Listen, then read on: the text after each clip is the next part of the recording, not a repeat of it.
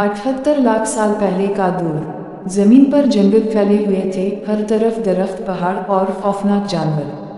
ना कोई ज़बान थी, ना शहर, ना घरों की छतें। इंसान अभी सिर्फ एक मखलूक था, दरख्तों से नीचे उतरा हुआ, खौफजदा मगर तजस्सुस से भरपूर। एक जवान इंसान नुमा मखलूक आरू अपने कबीले के साथ एक घने जंगल में रहता था।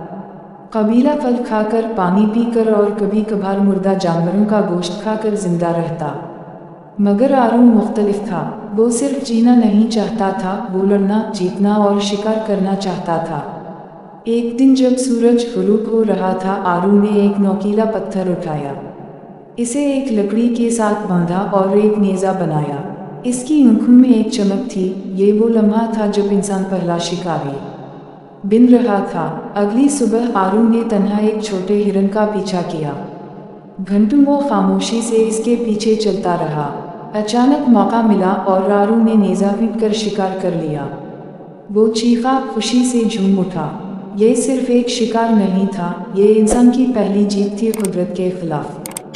जब आरू गोश्त लेकर कबीले में वापस आया, सब हैरान थे। इस दिन से आरू सिर्फ एक फर्द नहीं रहा, वो पहला रहनुमा, पहला शिकारी और पहला हीरो बन गया। और यूं इंसान के सफ़र का नया दौर शुरू हुआ।